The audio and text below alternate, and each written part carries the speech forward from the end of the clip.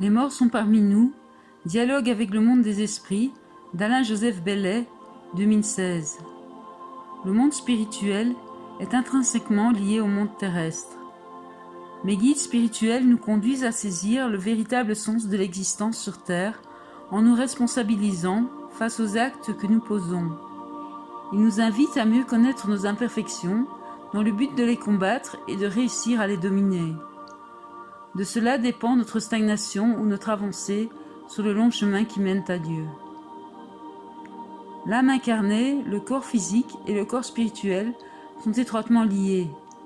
Les esprits abaissent leurs vibrations alors que les médiums élèvent celles de leur corps spirituel ou éthérique pour pouvoir les voir ou les entendre. Comme vous le comprendrez plus loin, de nombreux esprits occupent un plan proche de la Terre. Encore attachés à la matière, à leur bien terrestre, ils s'incrustent dans notre quotidien.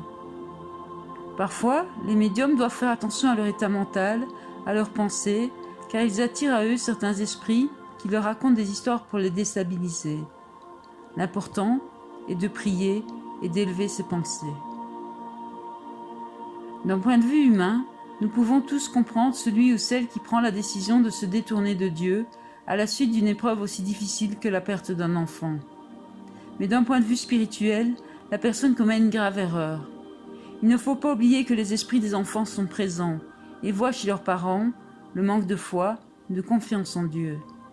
Ils sont attristés de constater que leur famille sur terre puisse s'en éloigner et penser que les retrouvailles sont impossibles. Fort heureusement, bon nombre de parents se rapprochent du Créateur et trouvent dans la prière un apaisement à la douleur. Ils franchissent une grande étape dans leur évolution spirituelle par la compréhension du véritable sens de leur existence terrestre et de celui de l'épreuve qu'ils traversent. Les parents ont le libre arbitre de s'élever dans une quête spirituelle ou de succomber à cette expérience douloureuse par une attitude de déni, en prolongeant ainsi leur souffrance. Les esprits des enfants expriment à travers moi le souhait de voir leurs parents se soutenir l'un l'autre dans la période de deuil, mais malheureusement ce n'est pas toujours le cas. Le départ d'un enfant peut aussi provoquer un éloignement entre les parents. Dans le monde précédant l'incarnation, alors qu'ils étaient dans le monde spirituel, les parents ont délibérément choisi, aidés par leur guide, de vivre cette épreuve, de surmonter ou non les conséquences de ce départ, aussi bien dans leur vie quotidienne que dans leur vie de couple. Cette vérité peut parfois être difficile à comprendre.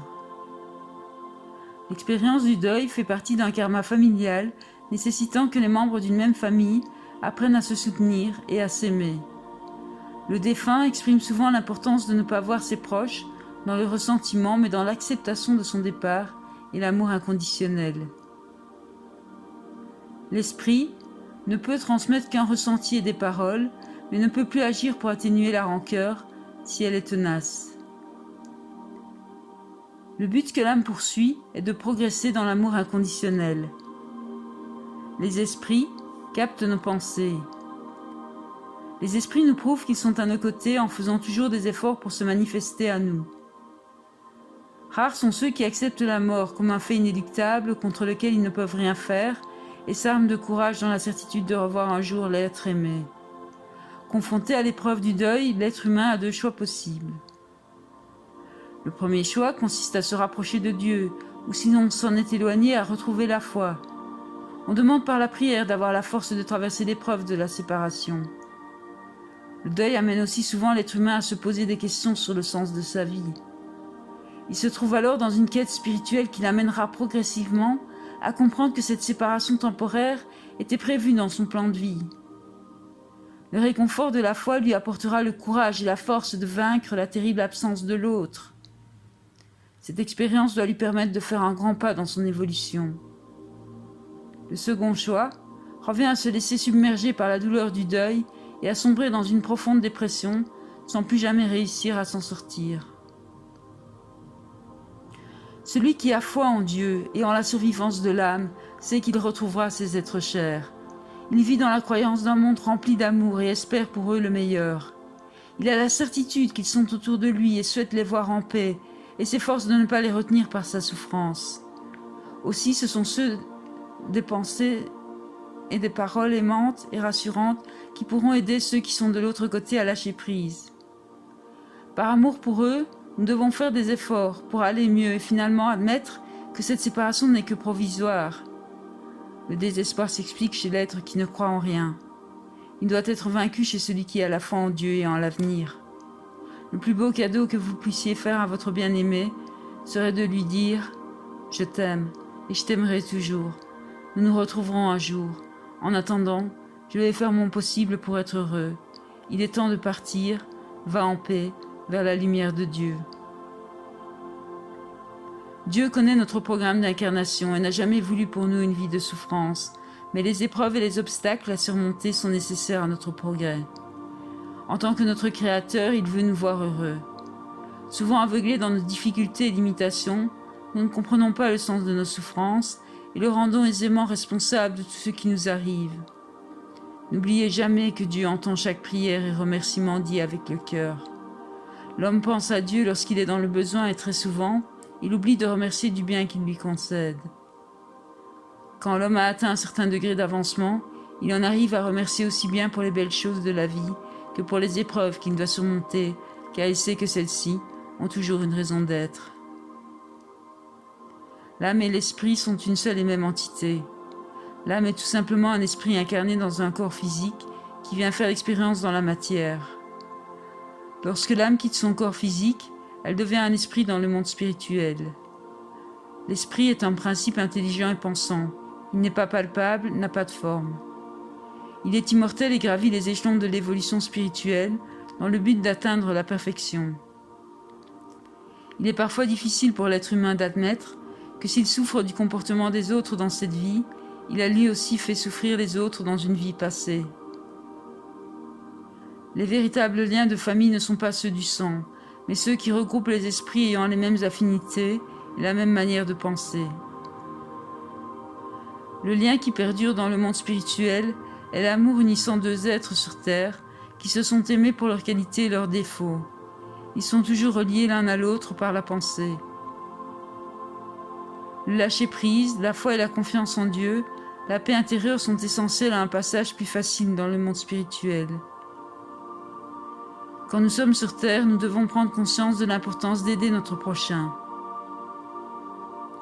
Ceux d'entre vous qui pensent que le destin tracé d'avance sont dans l'erreur. Sachez en effet que vous créez vous-même une partie de vos expériences et prenez librement les décisions dont vous devez répondre le moment venu. Prenez conscience que l'homosexualité n'est pas une maladie. Elle provient de la nature de l'esprit et de ses choix d'incarnation. Il n'existe pas de sexualité dans notre monde. Les esprits sont asexués. L'amour qui existe entre deux êtres du même sexe est une réelle énergie qui les porte dans la beauté des sentiments, quand ceux-ci se forment dans le respect de l'autre, dans le soutien de tous les jours, où l'amour est réellement présent. L'homosexualité peut être aussi imposée à l'esprit pour son évolution. Elle va entraîner des difficultés qui l'amèneront à évoluer dans la moralité. L'esprit, dans une vie passée, a pu commettre des délits, haïr ceux qui avaient cette tendance, ou user de violence envers les homosexuels, se créant ainsi des dettes karmiques importantes. Souvenez-vous qu'un bourreau sera un jour ou l'autre une victime. Cette possibilité existe au moment où l'esprit connaîtra, en se réincarnant homosexuel, un certain nombre d'épreuves, dont celle en priorité de ne pouvoir s'accepter lui-même, car il aura conservé, dans les mémoires de son père-esprit, les animosités de ses vies passées. L'homosexualité peut donc être imposée, et ceci à différents niveaux. La loi de cause à effet impose le retour du mal causé antérieurement. Aussi, l'esprit qui était dans le jugement de cette différence fera-t-il à son tour l'expérience de l'intolérance, de la cruauté, du rejet, et donc du jugement et de la condamnation des autres. L'homosexualité peut être imposée à l'esprit pour lui faire expier ses fautes passées, mais aussi dans le but de lui donner la possibilité d'évoluer vers davantage de tolérance, d'acceptation, de non-jugement, et donc d'amour. Combien de vies nous faudra-t-il vivre avant de réaliser que le but essentiel de nos passages sur Terre est de pouvoir développer, à chaque occasion qui nous est offerte, notre capacité à comprendre l'autre, à lui faire tout simplement ce que nous aimerions qu'on nous fasse à nous-mêmes? Il nous appartient, dans l'évolution spirituelle, de grandir et de développer les différentes caractéristiques de l'amour, avec davantage de bonté et de compassion, de tolérance, d'altruisme et de dévotion, de charité et d'indulgence, afin de pouvoir un jour aimer sans condition. Le véritable amour est celui qui ne met pas de condition à ses sentiments et qui aime sans rien attendre en retour. Apprendre à se connaître soi-même afin de pouvoir comprendre ses qualités et ses défauts constitue l'une des prémices de la réalisation d'un grand pas vers les prises de conscience qui conduisent à la sagesse. Vos expériences de vie vous placent tantôt en position de force ou de faiblesse, vous amènent à vous interroger sur l'attitude à avoir dans de nombreuses situations. Comment allez-vous réagir? Il est évidemment fondamental de comprendre avant tout les sens du bien et du mal pour choisir la direction que l'on va prendre. La première question à se poser avant d'agir est la suivante. Est-ce que l'acte que je vais poser est susceptible de créer chez mon prochain un mal-être, une contrariété, une souffrance morale ou physique, ou au contraire un bien-être, un apaisement, une aide, de l'amour? Le travail sur soi-même est très important. Vous pouvez élever vos vibrations par les pensées positives, en cherchant en vous la joie de vivre, mais aussi par la pensée, la prière ou la méditation, afin de trouver la paix intérieure. Les influences et perturbations spirituelles existent vraiment. J'espère, du fond du cœur, que ce livre vous rappellera que nous ne sommes pas parfaits. Nous sommes sur cette terre pour nous améliorer. Les différents échanges avec le monde spirituel nous prouvent la survivance de l'âme. Ils sont aussi un rappel des multiples imperfections que nous avons tous en nous-mêmes, à différents degrés, et qu'il nous faut apprendre à corriger. De cela dépendront notre sérénité et notre quiétude dans le monde spirituel. Donnons tout l'amour que nous avons en nous aux personnes qui croisent notre chemin.